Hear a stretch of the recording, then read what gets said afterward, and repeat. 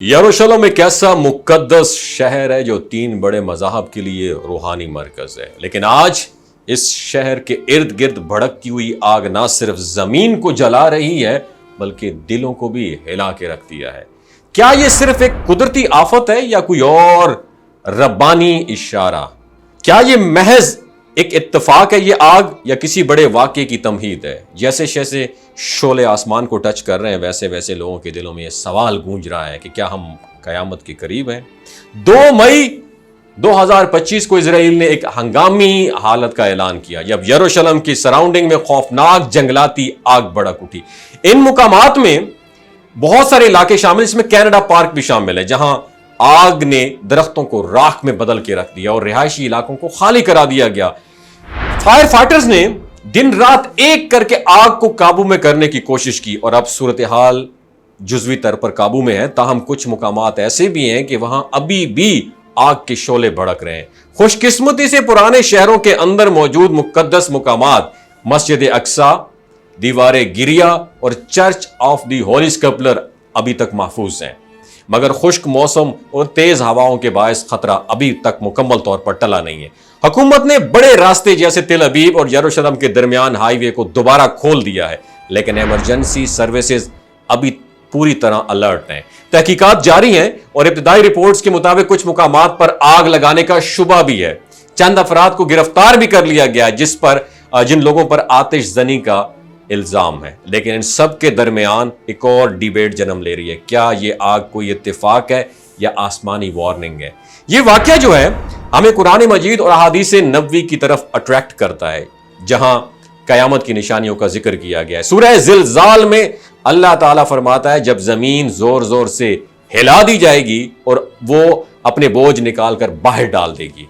अगरचे ये आयत जो है कयामत के दिन की शिद्दत को बयान करती है, लेकिन जमीन की ऐसी हरकत, आग, जलजले और कुदरती आफात उस दिन की एक झलक जरूर पेश करती है। नबी करीम सल्लल्लाहु अलैहि वसल्लम ने फरमाया कयामत उस वक्त तक कायम नहीं होगी जब तक जमीन में आग न निकले जो लोगों को मशरिक की तरफ हाँक के ले जाएगी।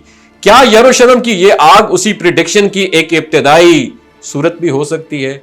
अल्लाह ही बेहतर जानता है, लेकिन एक बात तो यकीनी है कि कुदरत हमें जगाने की कोशिश कर रही है। और हदीस में आता है कि जब फितनों का दौर आए और आग हर डायरेक्शन से लोगों को लपेट में ले ले तो मस्जिद अक्सा की तरफ रुजू करो, क्योंकि वहां सलामती होगी। ये रवायत ज़ईफ है मगर मफहूम तवज्जो तलब भी है। और बाइबल के अंदर एक मुकाम पर लिखा हुआ है, बस रब्बे कादिर मुतलक फरमाता है कि मेरी गजबनाक आग उस मुकाम पर नाजिल होगी और ये जलेगी और बुझाई नहीं जा सकेगी। ये अल्फाज आज के हालात पर हैरान कुन तौर पर फिट बैठते हैं।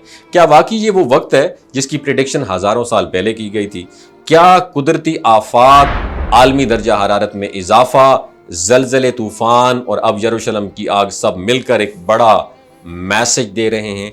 बहुत सारे मोमिनीन इस वाक़े को क़यामत की निशानियों के साथ कनेक्ट कर रहे हैं और वो दुआएं कर रहे हैं, तौबा कर रहे हैं और अपने दिलों को झांक रहे हैं कि शायद वक्त बहुत करीब आ चुका है। और इंजील की तालीमात के मुताबिक हज़रत ईसा अलैहिस्सलाम की वापसी से कबल दुनिया में बड़ी आफात और निशानियां ज़ाहिर होंगी और ये सब कुछ एक तेज़ रफ्तार तसलसल से हो रहा है। और कुछ माहिरीन का कहना यह है कि हमें इस आग को महज एक माहौलियाती हादसा समझ के नज़रअंदाज नहीं करना चाहिए, क्योंकि जब मुकद्दस ज़मीन जो आग की सबसे मुकद्दस मुकामात की अमीन है इस तरह की आजमाइश से गुजरे तो फिर ये सिर्फ ज़मीन का जलना नहीं बल्कि रूहानी बेदारी का पैगाम भी हो सकता है। यरूशलेम की ये आग ना सिर्फ जिस्मानी आग है बल्कि एक रूहानी पुकार भी है। ये इंसानियत को ये याद दहानी करवा रही है कि वक्त हमेशा के लिए नहीं रुकता। हमें खुद से सवाल करना होगा, क्या हम इस दुनिया में अपने किरदार को पहचानते हैं? क्या हम हकीकत में उसके आने वाले दिनों की तैयारी कर रहे हैं? दुनिया भर के लाखों अफराद इस आग को देखकर दिल गिरफ्ता हैं। सोशल मीडिया पर तस्वीर और वीडियोस वायरल हो चुकी हैं। लोग दुआओं की अपील कर रहे हैं और बाज़ रूहानी रहनुमा से खुदा की जानिब से एक वार्निंग करार दे रहे हैं। कुछ इसे हज़रत ईसा अलैहिस्सलाम की वापसी की इब्तिदाई निशानियों में से करार दे रहे हैं। तो क्या वाकई हम क़यामत के दहाने पर खड़े हैं? ये सवाल हर दिल को झंझोड़ रहा है। इस वक्त शायद सबसे अहम बात यह है हम तौबा करें, अपनी ज़िंदगियों को नेकी की राह पर लाएं और अल्लाह से मग़फ़रत तलब करें, क्योंकि अगर ये एक आजमाइश है तो हमें इससे सबक हासिल करना चाहिए। तो अगर ये वाकई क़यामत की निशानी है تو ہمیں اپنے ایمان کو مضبوط بنانا ہوگا۔ پاکستان زندہ باد، اسلام زندہ باد۔ یہ جو گلگت بلتستان کے لوگ ہوتے ہیں نا، ان کی ایوریج عمر 90 سال سے بھی زیادہ ہوتی ہے۔ You know why? کیونکہ یہ لوگ شلجیت استعمال کرتے ہیں۔ شلجیت کے اندر 85 منرلز ہوتے ہیں۔